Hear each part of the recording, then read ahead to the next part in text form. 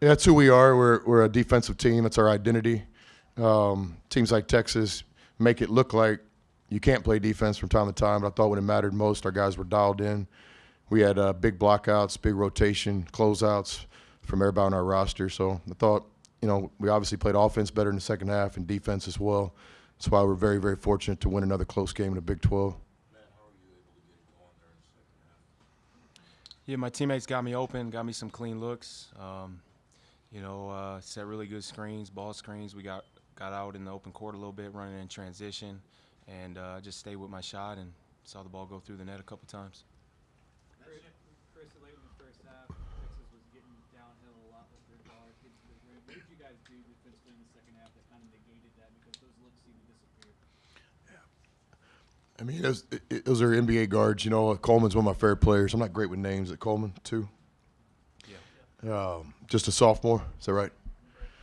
Yeah, I just told him after the game a lot of respect for him. He's improved his game tremendously between year 1 and 2, and he's added the three-point shot. So you can't take away both things from players like Roach and Coleman. So a little bit more attention to the drive in the second half. And just like in all these games, basketball is a game of making shots at its core, and we were fortunate tonight that they missed some good looks.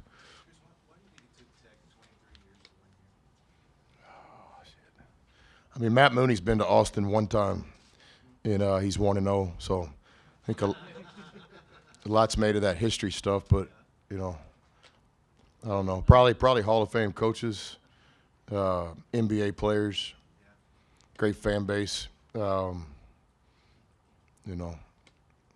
Penders, I was fortunate enough to be here with him, and I think people understand the job he did here in the Southwest Conference, just championship basketball, and Coach Barnes, Final Four coach, and what he's doing a couple states over is no surprise. And then Shaka's a really good coach. I mean, it's hard to play against Shaka's team. So really good coaches first, I would say, and then really good players.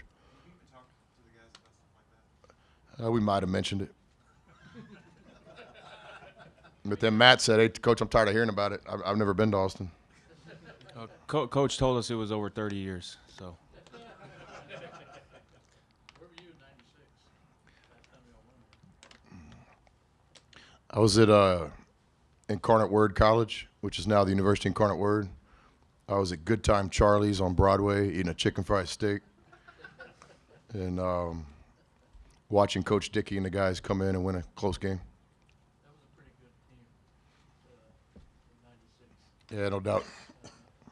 Well, Could be as special as that one. oh, it's early. It's real early, but we've got the DNA, in the locker room, the character, just non-basketball stuff, just the heart, and the character, and the toughness. And the guy to my left is a great example. I've never coached a player that works harder than Matt, and he earned the right to be in big moments like tonight.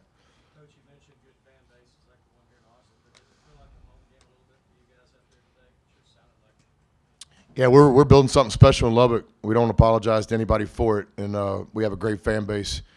Red Raider Nation, been great fans for years, and they deserve the kind of program that we're trying to build now, and that's what we should be doing. Got a great institution, great city.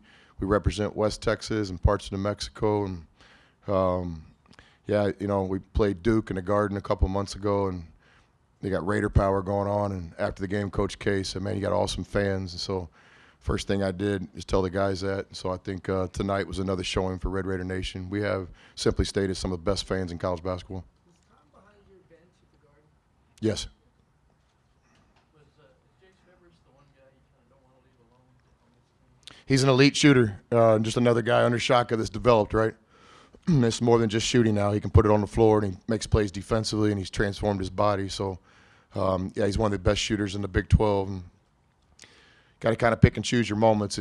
It's not just as easy as we're not going to leave 13, because then they get in that airspace, pick and roll, and give Shaka a lot of credit. Matt, just a little more about the way you came out after halftime. Was there any talk about somebody's got to provide a spark, somebody needs to do something, get it going, and you just felt like it was your time, or what? Yeah, I knew, their game plan and every team's game plan on Culver now, and I knew, somebody was going to have to step up, and I had some open looks, and I was able to knock them down.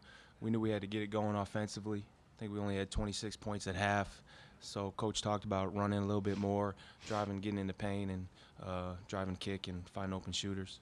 Matt, how were you guys able to, every time Texas made a run, you guys made a run right back? How were you guys able to keep it? Yeah, we've been in a lot of close games now in the Big 12. We got a lot of high character guys. Tough, we pride ourselves on being tough and together.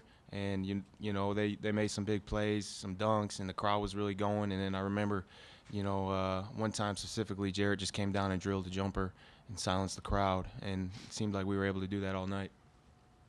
Chris, is that one of your longest stretches of playing zone in the second half, and what went into the thought process there? I know you're mainly a man guy. It could be. We play multiple defenses, but we extended it there for a while. And, it was good to us. I mean, were you trying to take away the penetration they had in the first half, or what were you trying to do with the zone? Yes, and the three-point shooting and the rebounding, so just change it up. When great players get in rhythms, it's like at the end of the game, Texas trying to take the ball out of Culver's hands, and we made just enough good plays in that time. We had a couple mistakes in that stretch too, but basketball is such a game of momentum and aggressiveness. Victory favors the more aggressive team, and sometimes you got to change defenses to help your guys out. Chris, there's a perception that Kansas is weaker this year for whatever reason. Who told you that, Brian? Twitter told me. I don't know. Twitter told me that. My question is that it feels like the league is wide open. Could you guys be the team that steps up and takes this? It's so early. I don't think I've always said this. Until you make the turn, until we played about 8, 9, 10 games, nothing even really matters. We've been fortunate. We've won some close games. We've protected our home court. So, but to answer your question, could we? Yes. Yeah, we could be. And the first part's kind of embracing that. It's not arrogance. It's just the truth. I mean, you got to believe. If I don't believe, the players aren't going to believe. But do I believe we could be one of the best teams in the Big 12? Yes.